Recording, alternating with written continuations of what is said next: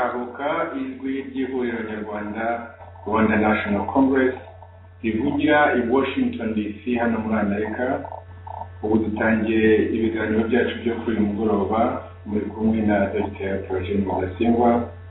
Ubwo mu mwanya turaza no kubabwira umushyitsi dufite uri bubaganize ku kibazo cy'utwugarije cy'ubuhunzi. Uyu munsi rero ni umunsi abanyarwanda nanone bakwiye kwishimira amakuru n'ibyabaye mu Rwanda, kumva ko mugenzi wacu Bwana Charles Hakizimana nyuma y'imyaka 10 mu buroko ubu yarekuwe akaba hano n'umuryango we.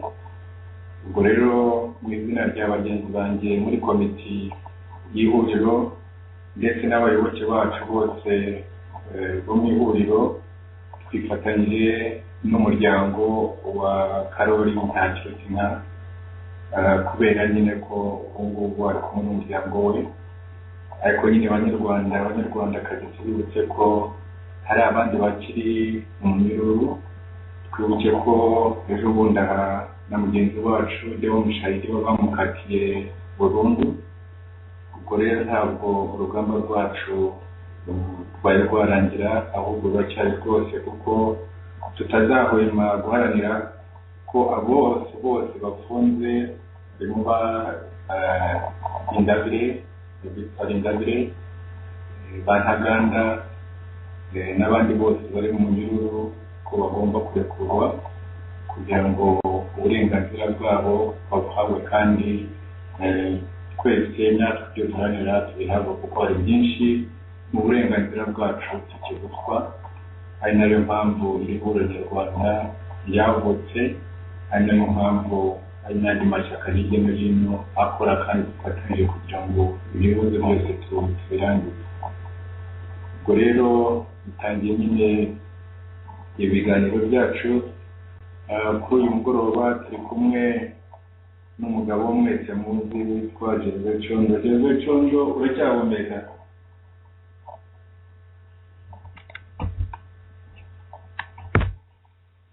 Gervais Condo, uracyahumeka? Urakomeye Dr. Rudasingwa, uranyumva? Ndakumva. Komera cyane. Bandura muterera abanyarwanda n'abanyarwandakazi. Nkuko bivuze nanjye ndaramutsa abaduteza amatwi bose, abanyarwanda, abari mu Rwanda, abari mu mahanga, abari mu kaga, abari mu byishimo, abo bose ndabaramukije. Nanjye nkaba ndetse ahubwo nifuriza Dr. nako Ntakirutinka kugaruka mu rugo amahoro, akaba atabarutse agikomeye.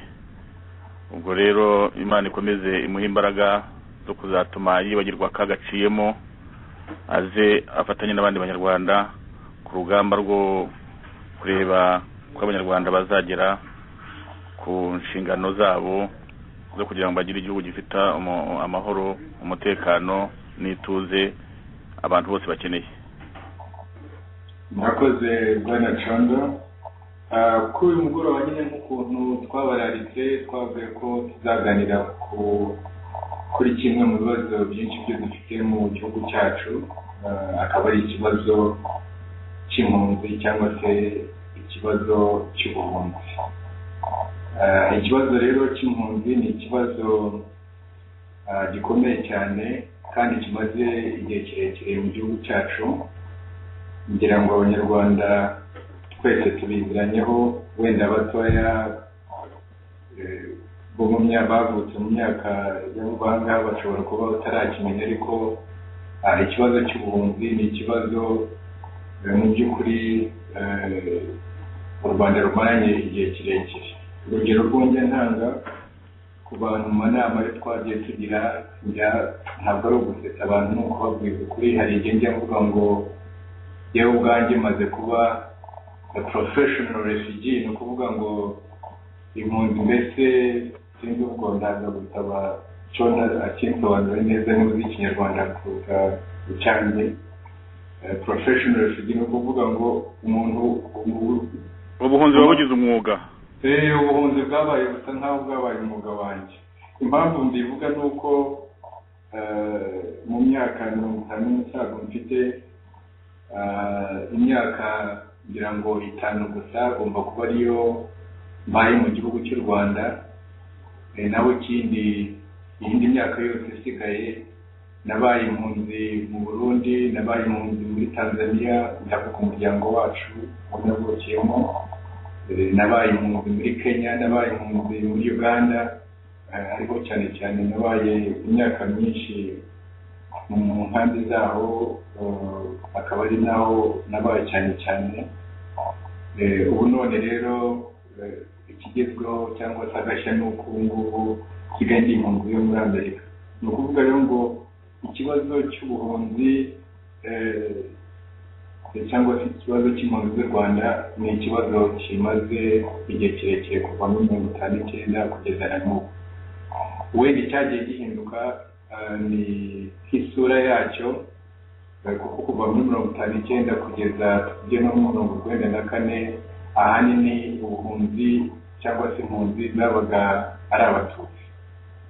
Kuva muri 1994 kugeza kuri aya magingo, nubwo hari impunzi z'Abatutsi n'impunzi z'Abahutu, ariko ahanini ubuhunzi kuva muri 1994 kugeza kuri aya magingo bafashe isura y'Ubuhutu, ukuvuga ngo impunzi nyinshi n'Abahutu. Ubwo rero nicyo wenda twatangiriraho. Nagira ngo rero wenda mbabwire muri make ko Bwana Gervais Condo arimo mu batangije iri huriro nyarwanda, kandi akaba ari umujyanama w'ihuriro w'iyi komite y'ihuriro nyarwanda, kandi akaba ari we ukurikirana n'ibibazo by'impunzi muri iri huriro ryacu ihuriro nyarwanda. Ni inararibonye, abari mu Rwanda muramuzi, abari hanze yarwo muramuzi.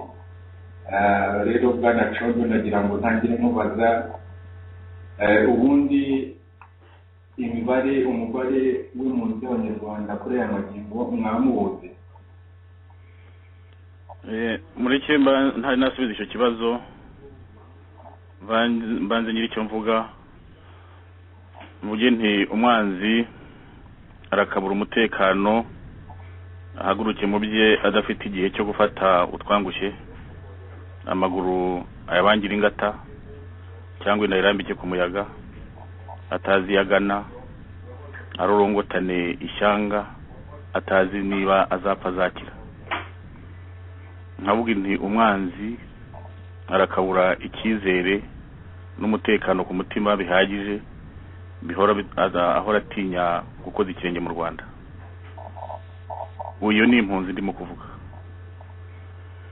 Icyo kibazo cy'umubare w'impunzi z'Abanyarwanda ntawe uteze kukubwira umubare wa nyawo, ntawe uzi umubare, nabo ujya wumva muri HCR bagenekerereza imibare baguha ni mike cyane. Kubera iki? Kubera ko baguha imibare y'abari abantu banditswe bazwi nyine n'uwo muryango utabara impunzi ariyo HCR, ariko ufashe abantu bari mu mashyamba ya Kongo, abantu binyegera biyoberanya mu bihugu duturanye nk'u Burundi kubera impamvu zumvikana. Abo bantu ntabwo wafata ngo bageze kuri biriya hafi 100,000 bajya bakubwira ngo nizo mpunzi z'Abanyarwanda zihari. Izo ni impunzi izi mbese wavuga zikurikije amategeko n'izidakurikije amategeko. Iyo mfata rero ikibazo cy'impunzi zacu no kukubwira ko umubare wari munini cyane, ngo uranabizi kuko nyine uvuga uti ubu n'ubwa kabiri impunga. Hari n'abandi b'Abanyarwanda mu Gifaransa cyangwa se mu Cyongereza navuga impunzi de fait, zitari de droit, de facto cyangwa de jure. Abo ni nk'abantu b'Abanyarwanda bagiye ari impunzi mu bihugu bakiriye babamo, ndetse no kubaha nk'ubwene gihugu, ariko ubu bwene gihugu bugahora busa naho rwanditse ku rupapuro, umutima wabo wiyanitse Rwanda. Abo ni abantu babaho ngaho nabo batinye kuba bakoze ikirenge mu Rwanda. Ndatekereza ko nawe muri izo kategori wazibayemo igihe wari ukiri Buganda, kimwe n'abandi bahunze muri iyi minsi ishize bagomba kuba bafite ubwenegihugu bw'Abanyamerika, bw'Ababiligi, bw'Abafaransa, bw'ibindi bihugu byose byabakiriye, ariko bakaba badatinyuka gukandagira mu Rwanda. Nabo erega n'Abanyarwanda, nabo nubwo badafite ibibazo nk'ibyabo ngabo baregetse bahora bakangisha gucyura, nabo ni impunzi z'ubundi bwoko zifuza ko haza impamvu zituma babasha gutaha. Uwo mubare rero nta wundi uguhe rwose, ntabwo nakubwira ngo ni biriya bihumbi 70, 80, 100, abantu ni benshi cyane. None se ibihugu barimo ni ibihe? Nta gihugu cy'isi kugeza ubu ngubu wabona gisa naho gidafite umunyarwanda.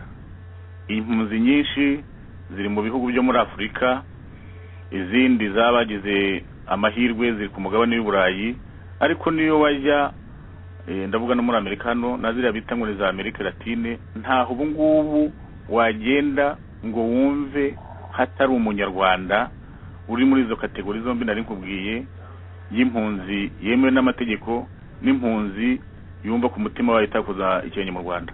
Ntaho impunzi rero zakuri isi yose. Wenda tuvuge ariko muri Afurika ko hagomba kuba ariho hari umugabane munini w'izo mpunzi. Nibyo koko muri Afurika niho hari umugabane munini, kubera ko burya no kugira ngo umuntu azajye hakurya y'amazi bisaba amikoro adasanzwe, bisaba iyo mvuga yo mwikoro ntabwo ari ukuvuga ngo urashaka indege gusa. Abantu bazi ukuntu bagiye bambuka bagera aho ngaho i Burayi bitwaje amadokima atariyo, bari uko se bagize Imana bakabona ibihugu bibaterera bibavanye muri Afurika aho ngaho bibashakiye ikindi gihugu kibakira. Ntabwo rero abenshi bagira ayo mahirwe ku buryo uwo mubare munini uri muri ibihugu byo muri Afurika, ndavuga cyane cyane mu bihugu duturanye. Kongo ishobora kuba ariyo ya mbere, Tanzania ndavuga Uganda irabafite, Tanzania nuko, Uburundi noneho washoka mu majyepfo ya Afurika, ngabo muri za Mozambique, ngabo muri za Zambia, ngabo muri Afurika y'Epfo, ngaho za Zimbabwe no muri za Angola. Wajya muri Afurika yo hagati ukabasanga cyane cyane muri Congo Brazzaville, ukabasanga muri Cameroon, barahari harya muri za Chad. Mbese no kubona igihugu cyo muri Afurika kitarimo impunzi wasanga ari ntacyo. Guverinoma y'u Rwanda, leta y'u Rwanda ikunze kuvuga ko mutabizi neza ko ikunze kuvuga ko mu by'ukuri izo mpunzi ziri hanze nta mpamvu zidakwiriye guhunguka, kuko ibyangombwa byose byujujwe kugira ngo zive mu buhunzi. Ni nko kuvuga ati muri impunzi ku bushake, naho ubundi nta n'impamvu mwakabaye mwarahunze. Icyo wakivugaho iki? Iyo umuntu ajya gufata icyemezo cyo guhunga ntabwo aba ari ibikinisho, kuko ntabwo aba agiye ari mu kerarugendo. Iyo umuntu amaze kugera aho ari akahagereranya n'aho avuye, akahagereranya n'ibihabera, ahitamo. U Rwanda ruramutse rumeze nk'uko leta ibisobanura, nta mpamvu zo kugira ngo abantu bajye kwangara mu mahanga nk'uko bahunze ntawe batumiriye, nta nubwo bagomba no kubinginga ngo batahe, bagenda ihururu batashye iwabo. Ibihabera rero bibera mu Rwanda barabikurikira kurusha hari leta, kuko bahafite abavandimwe, bahafite ingero z'abantu bagerageje gutaha bareba ukuntu bakirwa, bahafite ingero zo kureba uko uburenganzira bw'ikiremwa muntu bumeze. Niba abantu bahohoterwa, ibyo ntabwo ari ibintu bituma abantu bakwihuta bavuga ngo barataha. Niba ugezeyo akenshi cyangwa se rimwe na rimwe, niba bavuga ngo ni rimwe na rimwe, ariko iyo bibaye ku muntu bituma n'abandi bibaza. Niba bahagera ugahinduka umunyabyaha, bakabanza kugushyira muri gereza ibyaha bakajya kubihimba cyangwa se kubishakisha nyuma, ibyo bintu ntabwo bituma umuntu yavuga ngo arirukanka arataha. Ikindi, ibintu by'ubutabera, ngira ngo n'ejo bundi mu kiganiro warabivuze wabisubiyemo, ubutabera ntabwo uri muri kiriya gihugu. abenshi bazakubwira bati hari ubucamanza, imanza ziracibwa buri gihe, ariko nta butabera. Nibwo wibukije ko nkunda kubwita ngo ni ubutareba, nta butabera mbonye aho ngaho. Icyo gihe rero urabanza ukibaza uti se ariko ndajya aha ngaha, ndava aha ngaha njya hariya, njya gukorera iki? Ikindi ukashaka rero n'amategeko bagenda bashyiraho asa nananiza abantu, asa nagira ngo noneho none ariyo kubafunga umunwa, nihagira ukopfora bazagende babone impamvu zo kumushyira muri gereza. Ndashaka kuvuga nk'ari amategeko y'ingengabitekerezo no gupfobya jenoside. Ibyo bintu ntabwo ari bituma umuntu yihuta ngo avuge ati ndashaka gutaha. Noneho ugerekeye ikibazo cya demokarasi rero, ibyo kuvuga ngo rero ushaka kugira ngo urebe intebe y'umukuru w'igihugu, barakubwira bati vuga uvuye aho ngaho. Icyo giteye bisubiza iyo urikuye. Niyo waba utanabitekereza ukabona babiguhimbira, bakabonera n'abaza kugushinja.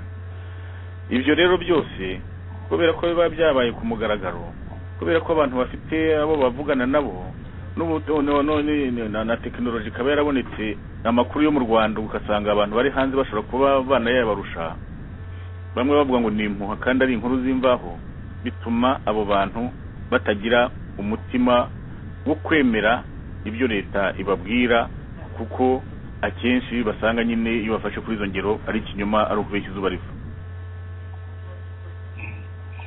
None ubu ngubu byifashe bite ko sinzi niba wenda abanyarwanda bari mu gihugu babikurikiranira hafi, ariko abari hanze bo barabikurikirana cyane izo mpunzi. Hashize igihe hari uyu mugambi nyine wa leta y'u Rwanda igerageza gukoresha ingufu n'uburyo ibigera hirya no hino mu miryango mpuzamahanga, cyane uyu nguyu ushinzwe ibibazo by'impunzi UNHCR, gukoresha icyo bise cessation clause. Ubwo uranagisobanura abanyarwanda, njye sinzi ko nagisobanura ngo sinzi niba hari andi magambo umuntu yakoresha gusimbura ayo ngayo. Hashize igihe hari uwo mugambi nyine wo gukoresha ingufu mu by'ukuri kugira ngo izo mpunzi hirya no hino, cyane zo muri Afurika zigaruke mu Rwanda. Byaba bigeze he muri iyi minsi? Icyo kibazo cyo kugira ngo bafate icyemezo cy'uko nta muntu uzongera kwitwa impunzi y'umunyarwanda gisa naho no kugira ngo gitangire cyashyizwemo ingufu na leta y'u Rwanda.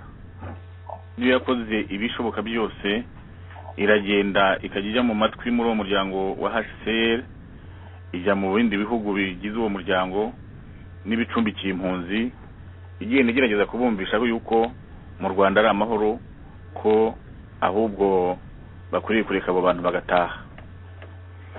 Ibyo bintu mu muryango ushinzwe impunzi hari amategeko bakurikiza. Muri ayo mategeko erega ni nabiriya tumaze kuvuga bituma izo mpunzi zidataha. Ayo bakurikiza barabanza bakajya gukora evaluation, bagasuzuma uko ibintu bimeze aho ngaho, bakareba impamvu zatumye abantu bahunga, niba zigihari bahunga umutekano wabo, kubera umutekano wabo.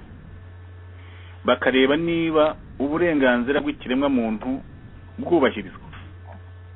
Bakareba niba nta muntu watinya ko aramutse asubiye mu gihugu yazatotezwa.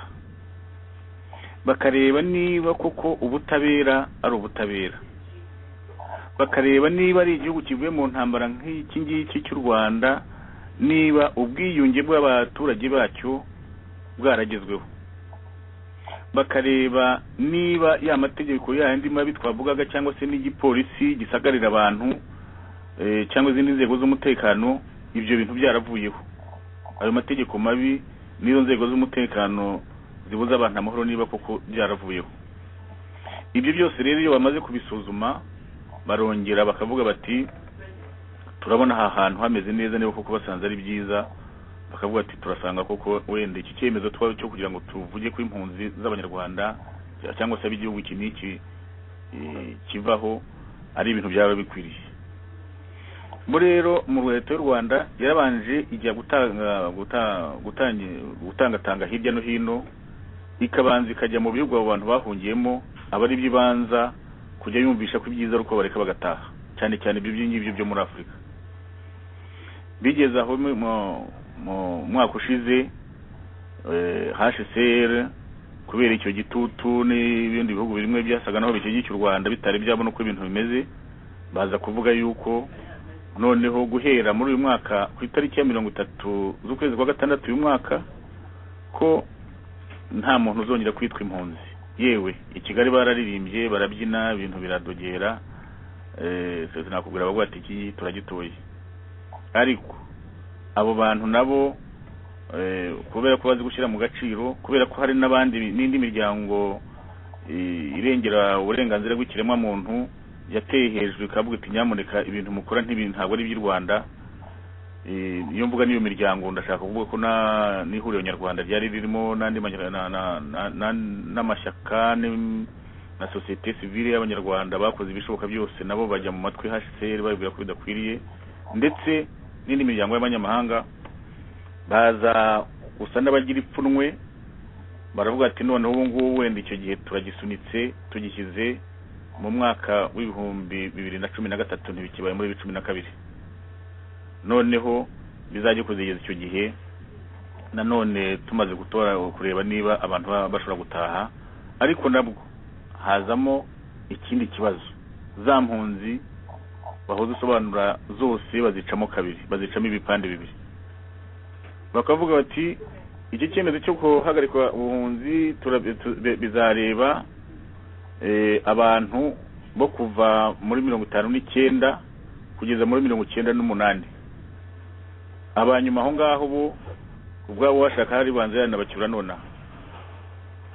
Abantu bakavuga ati se kwicyo bahunga ari kimwe, kwi ibyo ngibyo byose bitareba impunzi bikurikije umwaka yahungiyeho, bireba uwo mutekano ko ari umuntu wese, ubwo bwiyunge kureba abanyarwanda bose, iyo demokarasi turimo kuvuga, ubwo butabera abantu bifuza, ayo mategeko abangamiye ubwo burenganzira bw'ikiremwa muntu cyangwa se igikangisho agira ngo ababuze kwinyagambura ko byose rero abanyarwanda ivyo bintu murabona bishoboka bite?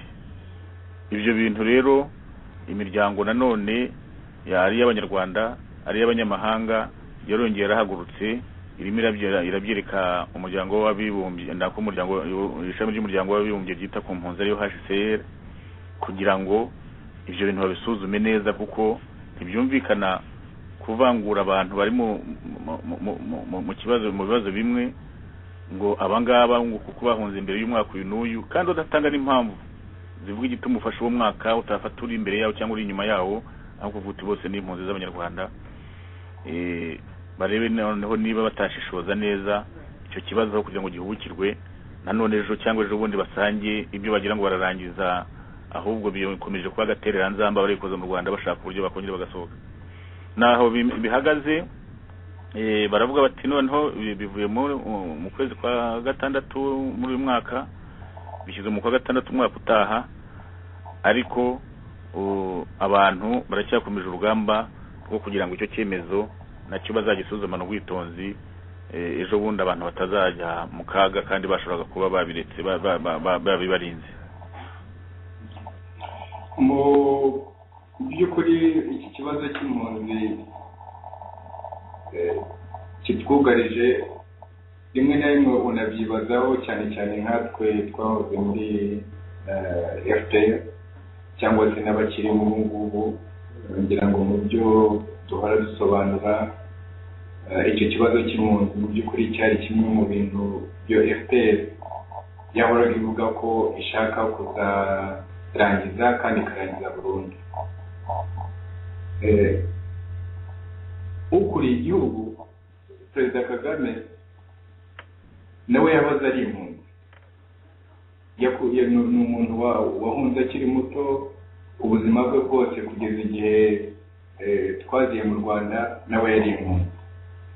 Rimwe na rimwe abantu bakanatubaza batari ko umuntu wahunze akamenya ukuntu ubundi bubabaza. Nahoze numva mu magambo yo watangije, mu by'ukuri yavuze muri make ibibazo by'impunzi zihura nabyo kuva zihagurutse ntacyo zifite zikajya kuba mu mahanga, hirya no hino muri aya manama dukunze kujyamo akoreshwa n'ihuriro nyarwanda, hafi abantu bose bakubwira ibyo banyuzemo mu mashyamba ya Kongo, aho banyuze hirya no hino muri za Kongo Brazzaville, mu majyepfo ya Afurika. Natwe ubwacu rero abamaze gutazira mu buhunzi, hari byinshi byo twibuka n'uko twahunze turi abana. Twibuka ahantu abantu barorongotanaga, ahantu hitwa Ikigambo mu Burundi, genda hibuka. Tukibuka ahantu hitwa Imushiha, tukibuka muri Tanzania, tukibuka mu Uganda za Cyangwari, iyo ngiyo za Nyakivara, Orucinga. Ibyo bintu byose Kagame arabizi. Leta zariho mbere ya 1994 zo ubundi uko zasobanuraga, zavugaga ko u Rwanda ari rutoya rutadukwiriye, mu by'ukuri abanyarwanda bakwiriye gushaka ubwenegihugu wenda, cyangwa se ikibazo kikazirangiza, cyangwa se bagashaka ubwenegihugu aho bahungiye. Ubu ngubu leta iriho kuri iki gihe, ingoma iriho kuri iki gihe, iyo nk'abantu batabizi bumva bavuga bati koko iyo leta iragerageza gurangiza ikibazo, yarangije ikibazo cy'impunzi. Bakababwira nyine ukuntu impunzi zo muri Kongo zaciwe ku ngufu muri za 1996, bakavuga ko impunzi zazindi zatahutse kuva muri Tanzania muri 1994. N'ibyo bintu rero leta igerageza gukora, ibwira amahanga ngo nta kibazo kiri mu Rwanda, ni muhunguke. Urumva ingoma za mbere ya 1994 zavugaga ati igihugu ni gitoya. Inyuma ya 1994 igashaka gukoresha ingufu kugira ngo noneho abantu bose baze bahurire muri icyo gihugu, ariko noneho bategekwe nk'ukuntu abandi bategetswe muri iki gihugu, nk'ukuntu wabisobanuye. Icyo nari nyivuze kugira ngo abanyarwanda batwumva bumve ko ikibazo cy'impunzi kikiriho, kuko hari igihe abaturage bashobora kwicara, cyangwa se abanyarwanda bakwicara mu Rwanda bakibagiza ko hari abandi banyarwanda bavukijwe ubwo burenganzira, badashobora kuza mu gihugu kubera nyine impamvu nk'izo. Unagira ngo nubwo nari ntici iruhande, ariko cyo nagira ngo mubaze, nkawe wabaye mu Rwanda kandi wari uri muri leta ya 1994, ikibazo cy'impunzi mwacyumvaga mute? Ubwo ndaza no kongeraho icya kabiri, cy'uburyo umuntu yakoresha kugira ngo abanyarwanda bumve ko icyo kibazo kikiriho kandi kitarangiye. Umva, icyo kibazo mubajije nako n'ibyo bibazo byombi ntabwo byoroshye, kandi nuko bamaze kubisobanura niko biteye. Ariko mbere yo kugira ngo bisubize, nibyo koko habaye impunzi muri 1959, hari zahunze muri za 60 na kangahe, hari zahunze muri 72, n'izi zo muri 94 na nyuma yaho. Ibintu birarutanwa mu mateka y'impunzi zo zabaye mu Rwanda. Iyo umuntu yarengaga umupaka w'u Rwanda, ntabwo ubutegetsi asize inyuma bwigeze bujya gushaka uburyo bumukurikirana ngo webwe bamugirira nabi. Nta bantu nibuka ku ngoma ya Kayibanda baba barabayeho bagiye kugirira nabi ngo bavuge bati tubatoteze twe twashaka uburyo tubica. Ndumva ntabo nibuka, baramutse bahari wenda abantu bazabinyibutsa, ubu naba nibeshye. Kuri Repubulika ya Kabiri, umuntu bigeze guhunga nibuka n'ubu ngubu ugomba kuba ari muri gereza, bashatse bakamucyura ku ngufu n'umuntu witwa Biseruka. Banza baramurekuye niba ntibeshye. Imana ishimwe niba baramudohoreye nuko Imana ishimwe. Ndavuga nti niwe muntu naba mu bwonko bwanjye, niba nibuka neza, niwe naba nibuka w'icyo gihe nawe bazanye bamuvanye, ngira ngo bamuvanye Uganda asubira mu Rwanda, aragira baramufunga kugeza inkotanyi zimufunguye. Bitandukanye rero no kuri iyi ngoma ubaza abantu bagiye barenga umupaka w'u Rwanda bakagwa hanze bakabona bakicirwa hanze ntabwo wabona umubare wabo ntabwo nkuzi ubu ngubu kuko harabamenyekana harabatamenyekana ariko nicyo nashaka kugira ngo ngaragaze nuko kuri izo ngoma zose zabaye iyo umuntu yarengaga umupaka w'u Rwanda yaravugaga ati nibura ndahavuye mbonye nahumeka. Cyo ni kimwe imwe wenda banangiye kuvuga n'uwo mugabo twari tubuze none hangaha nkavuga inti akamuga karuta gaturo ndaye bibirarutanwa kuba gihumeka nuko ntabamuhitanye icyo gihe muretse ko ntavuga wenda ngo nta mpamvu zari zihari zo kuba yagira n'ibindi bibazo. Nuko kuri ibyo bibazo rero icyo kibazo cy'impunzi muhereye kuri za 59 ubutegetsi bwagiyeho nabwo habaye umuvu w'amaraso biturutse muri revolution ya 59 nyine bugeze bamaze gufata ubutegetsi n'ibyaye n'ibyo kwishimira intsinzi ntibavuga bati noneho ubwo twafashe n'ubutegetsi nibureka ubw'abanyarwanda bose ntabwo ibyo bintu byakunze. Noneho naba abandi bari hanze bamaze guhunga bakavuga bati ibi ni igitangaza reka natwe twisuganye turi ko twagenda tugatsintura bari abantu ntabwo tugiye kuzahera hanze. Nibwo hagiye haba ibitero muri mu myaka mu ntangiriro za 60 kuzagenda birangira ngira ngo byanyuma byaje nko muri 67 abo bantu bari bari Sinyenzi basa naho batsinzwe burundu. Byabayeho amadiskuru yo kubabwira uti nimutashi ariko ugatanga za kondisiyo zo kugira ngo abantu batahe. Ntubabajije wowe icyo abo bantu batekereza ngo bakubwire bati jewe ndabona kugira ngo abantu batahe kugira ngo nanjye ntenyuke gutaha ariko mwankorera iki ngiki bikaba nka bya bintu byo kuvuga uti ndabahamagara ariko nukuza nkabakanira urubakwiye. Nibyo ubu ngubu barimo gusubiramo i Kigali. Icyo kibazo cyatumye ibyo abantu batashishikarira gutaha kubera gutinya kubera ko batazi ibibategereje nanone bahitamo kuba babigumiye aho ngaho kugeza rero ubwo haje Repubulika nabwo ya kabiri ngira ngo yatangiye kubihagurukira nabwo babivuzeho muri za 80 irenga ari nabwo bashizeho za Commission Nationale yitaga ku bibazo by'impunzi ariko ubona nabwo abantu basa n'ababitindanye batarakitaye ku buryo buhagije ngo uvuge uti nyamara aba bantu bari ishyanga n'abanyarwanda turifuza ko icyo kibazo cyabo cyakumvikana. Yego u Rwanda ni rutoya abantu bazusangira uko rumeze nibyo n'ubu ngubu ngira ngo ubu niko barimo kuvuga i Kigali noneho nabo babisubiyemo. I Kigali rwose ubutegetsi buhari ubu ngubu baravuga ngo u Rwanda ni rutoya ntabwo twabasha guturamo twese nyamara ejo bundi abandi barabivugaga ntibabyemere.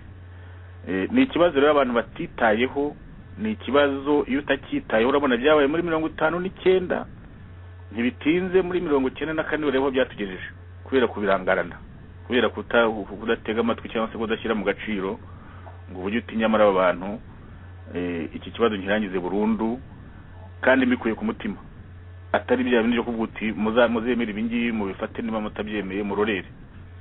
Munumva ni icyo rero kisa naho cyagiye kibidindiza ari nacyo tuvuga ko n'ubu ngubu iki kibazo kirahari.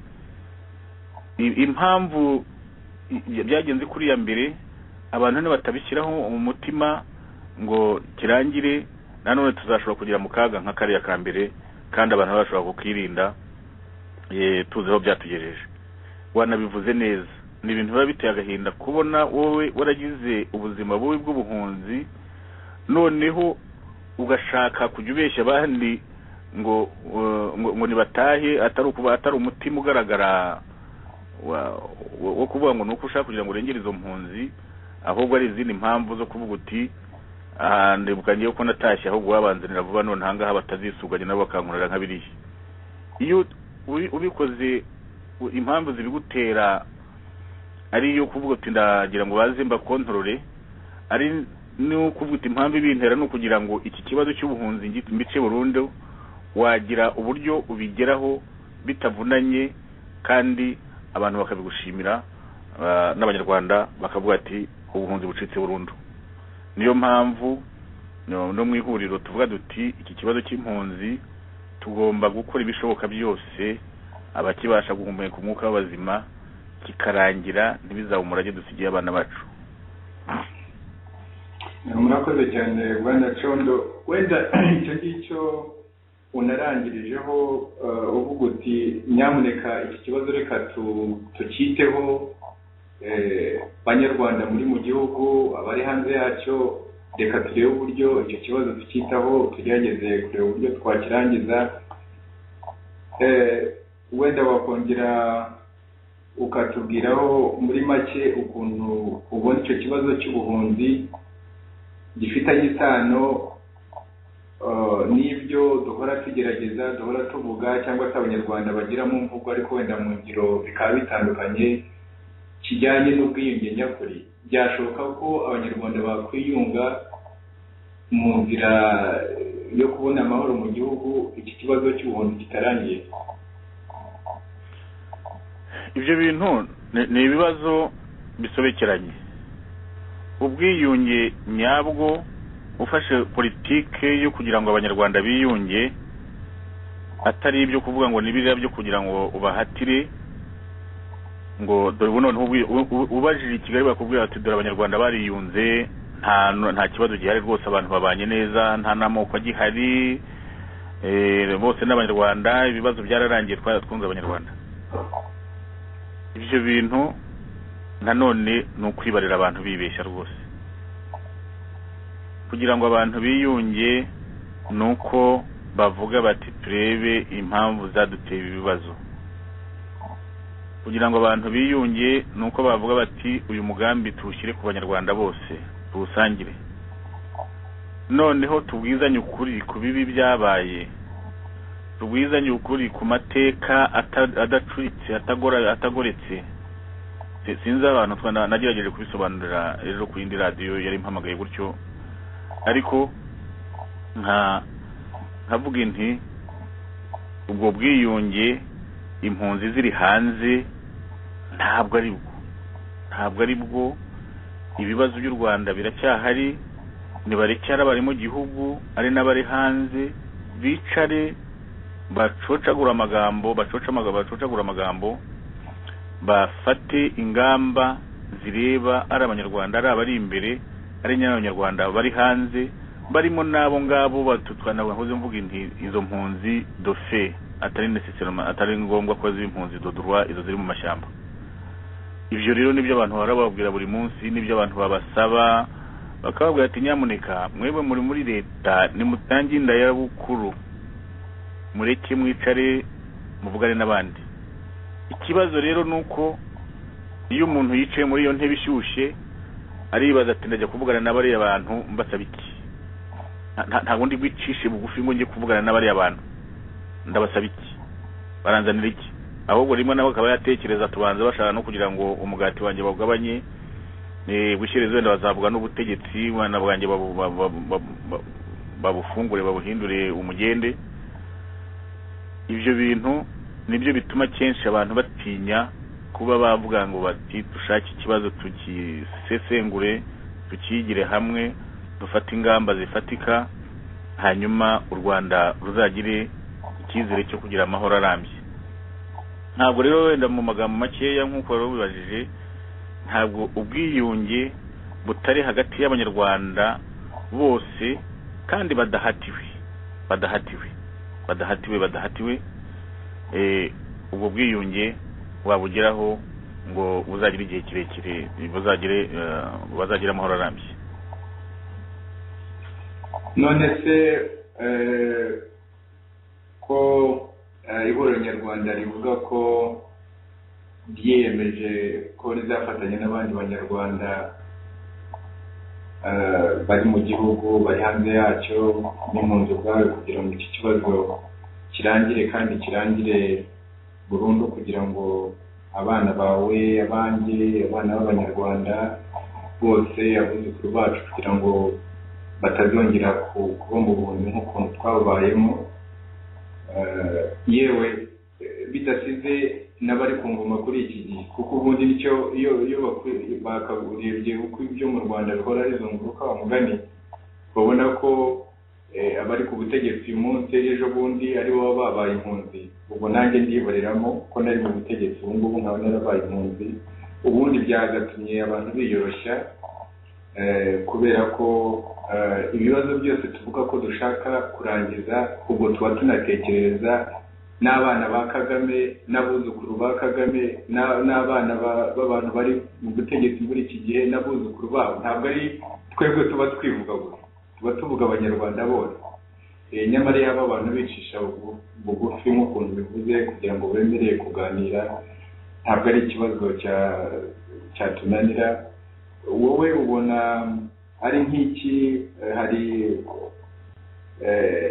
mu nzego wenda nyine navuga, ubwo wagira icyo bivugaho mu magambo avunaguye, hari impunzi ubwazo muri iki gihe zikwiriye gukora iki, ndetse ihuriro nyarwanda n'andi mashyaka na sosiyete sivile byakora iki, ese ibihugu abanyarwanda bahungiyemo byakora iki, ese international community cyangwa se imiryango mpuzamahanga ndetse n'amahanga agomba kubareba n'iki kibazo yakora iki kugira ngo itahuka ry'impunzi rizabeho mu ituze, mu mahoro, kandi mu buryo icyo kibazo kitazongera kurangira. Ni ikibazo kirekire ariko kugurira uburyo gihina. Hari ibintu byinshi bikwiriye gukorwa. Icya mbere, buri kintu cyitwa ngo kora ndebe irutavuga numve, ndongera nkabisubiza mu Rwanda.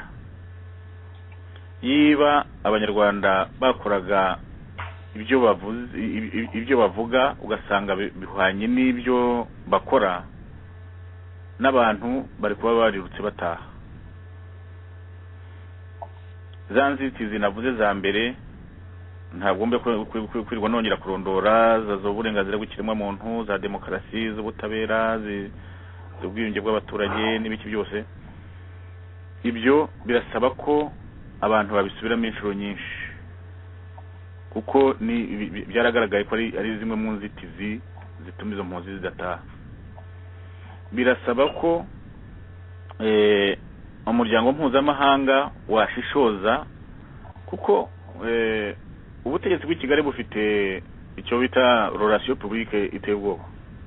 Bazi gukoresha media, ni ukuvuga itangazamakuru, ari iryanditse, ari irivugwa, ari iki, ni ibintu bazi gukoresha, ukagira ngo rimwe na rimwe hari ubwo bahuma n'abo bantu ntibabone ibyo bakagombye kubona. Ibyo rero birasaba ko abo bantu bashishoza, bakavuga bati nyamuneka dore ubundi amahame remezo yo kugira ngo ikibazo cy'impunzi kirangire ni aya ngaya, mugerageze murebe uburyo mwayakora. Hari ubwo rero babagera imbere rimwe na rimwe bakabahagurukana, wa wundi bagiye ajya kubisuzuma ukagira ngo aje ababwe, kubera ko i Kigali bamukanze. Gukangana barabizi, ntabwo bakanga abanyarwanda bonyine, bakanga n'abanyamahanga. Icyo ni kimwe. Cya kabiri, noneho kuri abo bantu bari hanze, nabo ni abantu bakwiriye kwicarana nabo bakavugana. Hari ubwo utanga igitekerezo nk'icyo ngicyo cyo kugira ngo abantu bicare baganire kuri ibibazo bitwugarira, ugasanga no guhura aho ngaho ubwabyo bibaye ikindi kibazo. Niba rero mutabasha guhura mwebwe muri hano hanze, iyo miryango irengera uburenganzira bw'ikiremwamuntu, aya mashyaka ya politike, izo mpunzi, mugasanga ibibazo byacu twimukanye twahunganye turacyabifite, ari bya bindi byinshi bidutandukanya, mukibagirwa icyo kibazo gitumye duhera hanze, ni ukuvuga ko ntaho bizatugeza.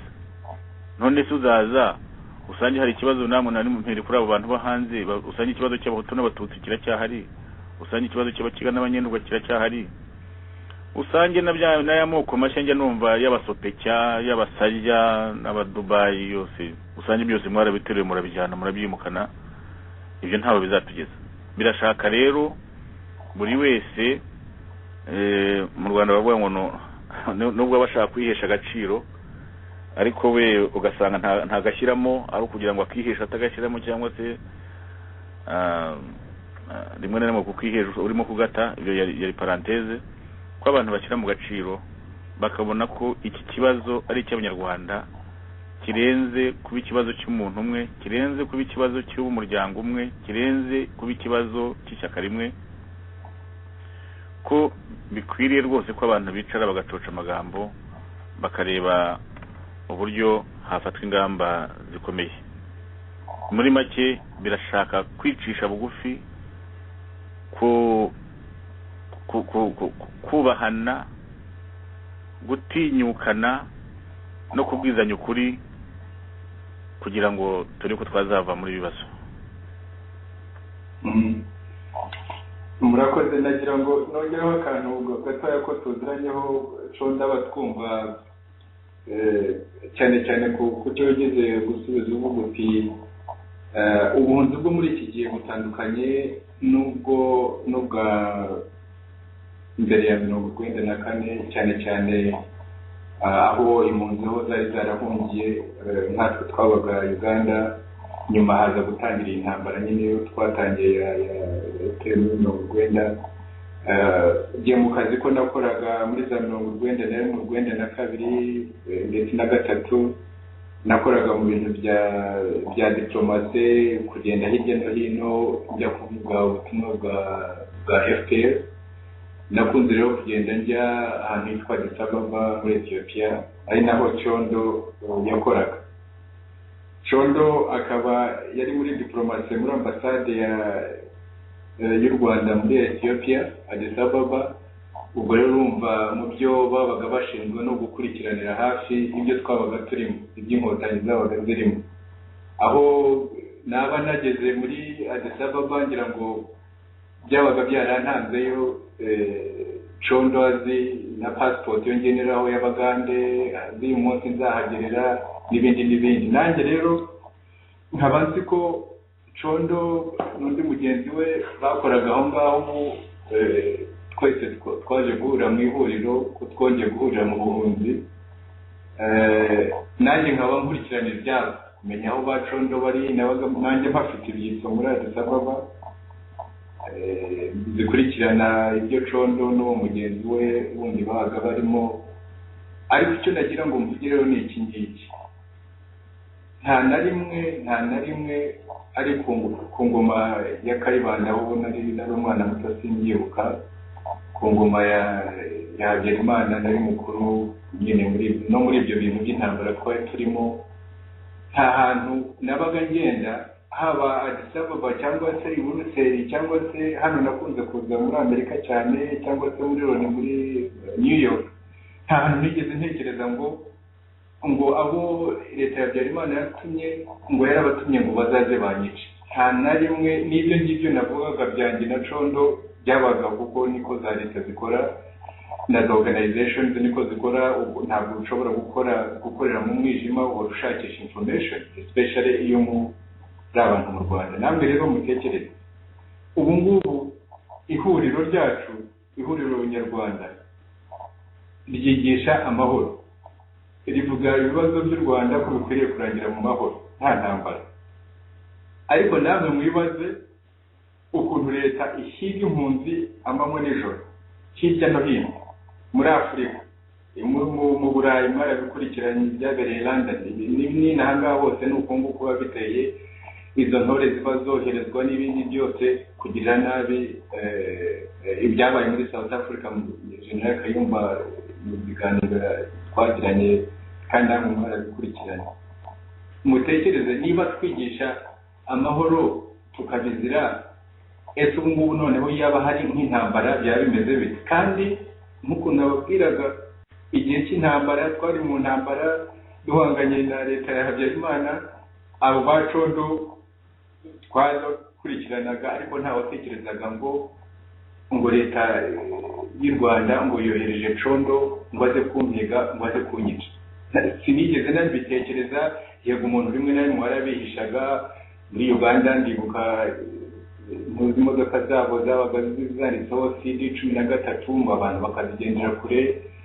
Nairobi ni uko nguko. Ariko nta muntu watekerezaga ngo leta yohereje abantu kuza kukwica kuko wabaye impunzi.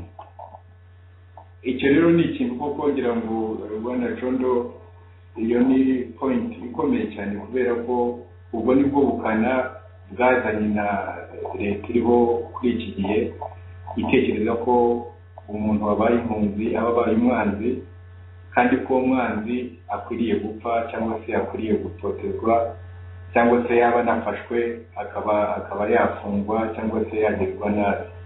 Icyo kintu rero rwose Abanyarwanda bari mu gihugu bamenye ko kiriho, bamenye ko impunzi zibabaye n'ukuntu nabo bababariye mu gihugu, kandi ko leta ya Kagame iduhiga amanywa n'ijoro kutugirira nabi, kandi ahanini ikoresheje abandi Banyarwanda.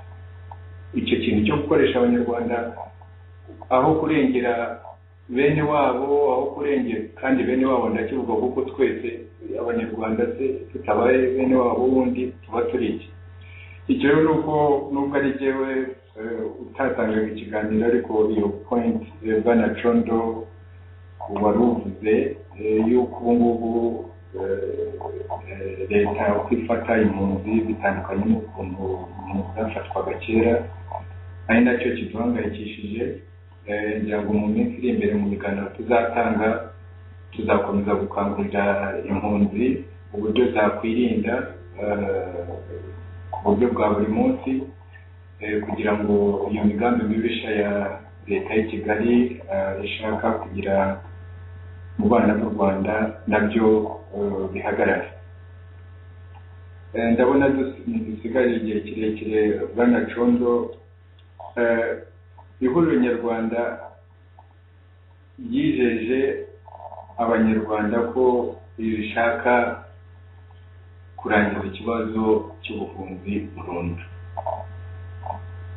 Hari benshi cyangwa se bake bibaza bati ese ibyo bintu ihuriro nyarwanda risezeranya abandi batashoboye kugeraho, ubwo turavuga ingoma Repubulika ya mbere, turavuga Repubulika ya kabiri, turavuga noneho ingoma ya Kagame, ko byayinaniye, ko byazinaniye. Ubu ngubu ibyo twebwe mu ihuriro dusezeranya Abanyarwanda ko tuzagera kuri ibyo ngibyo twemereye Abanyarwanda cyangwa se tubasezeranya, Abanyarwanda bababwira iki ko noneho koko iki kibazo hari ikintu cyahindutse byashoboka ko twakirangiza burundu?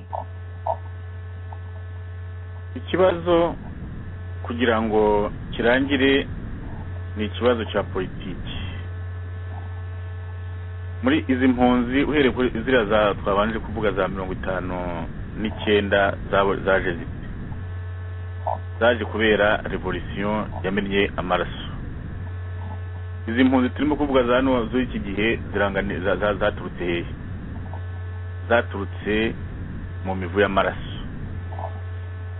Ihuriro nyarwanda tukavuga duti twebwe mu bihinduka byose turashaka ko bihinduka mu mahoro. Ubona bivuze neza, abantu nkamwe mumaze kuba impunzi inshuro ebyiri, nta kuntu wavuga ngo urashaka kongera kuba impunzi, urashaka kongera gukurura icyatuma izo mpunzi zibaho. Ibyo rero bigashaka ko dukora ibishoboka byose kugira ngo biriya bibazo bitera ubuhunzi, ibyo bintu byo kumena amaraso, ibyo bintu byo gutoteza abantu, ibyo bintu byo kubafungira ubusa, ibyo bintu byo kutagira demokarasi, kuko akenshi barakubwira bati ni ikibazo cy'impunzi ndimo kurangiza, ugasanga ahubwo cya kibazo ntabwo ari cy'impunzi washakaga ubutegetsi, wamara kubugeraho ibindi byose uti icyo nashaka ni iki ngiki, mbese bya bindi bigasa naho byaragakingirizo, ariko ufite undi mugambi wifitiyeho kugira ngo uzawusoza umunsi wagezeyo. Ni ibyo bintu tugomba kwirinda, ni ibyo bintu tugomba kwirinda. Mukavuga muti dore icyo dushaka kurangiza n'icyo kibazo cy'impunzi, dore gahunda tufatanye n'abanyarwanda, dufatanyije n'abanyarwanda, twumvikanye naho nabo zo kugira ngo turangize ibibazo. Kuki bitunanira? Ibya bindi byo kutabasha kuvugana, ibya bindi byo kugira ngo nizo mpunzi bavugaga utazibaza uti mbese kugira ngo nyamuneka mutahe muragiye muzabigenze ntibizemo kwishongora. Bahavuza Addis Abeba, harabajyaga baza kugira ngo tuganire, ukababwira uti nyamara ibintu by'abantu, harimo abantu bataha bakazira imitungo yabo, harimo abantu bice babajije imitungo babaziza amazu yabo, bakabihindura ibyo mwavuga, bakavuga ngo noneho ngo murashaka ko bazagenda bakakira inzu yawe ku mapine bakayikuzanira hano karungurukamo, ugasanga ko nta muntu urimo, ukabona gutaha. Ibyo bintu byo kwishongora ku bantu mu bibazo bikomeye tugomba kubanza kubivanaho, kuko ntabwo ari byo bituma abantu bashira ubwo bwoba. Nongere mbisubiremo rero, nuko iki kibazo turabona kimaze kuba agatereranzamba, ubutegetsi bugiyeho wanako bwumvikanyweho, bukifata ingamba zo kurangiza ikibazo nk'iki ngiki, ntabwo byananirana, cyane cyane ko nta muntu wakubwira ati shimishwe no kugira ngo nzabe impunzi. Birashaka rero ngo bihindure imyumvire y'ubutegetsi, hanyuma ibibazo bizava birangiye burundu. Murakoze Bwana Condo. Ubwo mwese abakurikirana iki kiganiro murumva radiyo Itahuka, ijwi ry'ihuriro nyarwanda, Rwanda National Congress, rivugira i Washington DC hano muri Amerika. Mwari kumwe na Dr. Theogene Rudasingwa. Ubwo turagira ngo tubashimire ko mwakurikiranye ibiganiro byacu, kandi mwese abari mu Rwanda no hanze yarwo twongeye kubasuhuza, tubibutsa yuko radiyo Itahuka ari ijwi ryanyu mwese, kandi tubifuriza amahoro y'Imana. Ubwo nagira ngo tubasezereho ko uyu mugoroba, kandi tubabwira ko amaherezo iki kibazo cy'ubuhunzi ihuriro nyarwanda rifatanyije n'abanyarwanda bose tuzakirangiza, kandi tukakirangiza burundu. Ubwo rero naho ubutaha nagira ngo ngushimire Bwana Condo, ubwo niba ufite icyo wabwira abanyarwanda mu masegonda 30, ijambo ni iryawe. Wakoze Dr. Rudasingwa kumpaye ijambo. Ndagira ngo nongere nshimire abaduteze amatwi. Ntabwo mu isaha abantu bavuga iki kibazo cyose cy'impunzi ngo ibibazo birimo babive imuzingo, waba sifite wenda ibintu bitasobanutse neza cyangwa se n'ibyo atashimye byanshimisha, bashatse uburyo babimbaza cyangwa se tukazabiganiraho. Ahasigaye nyamuneka mukomere kumuheta imyambitsi y'imitirano, dukora ibishoboka byose iki kibazo cy'ubuhunzi kizatuva imbere, impunzi z'abanyarwanda ntizongere kubaho i Rwanda. Murakoze cyane.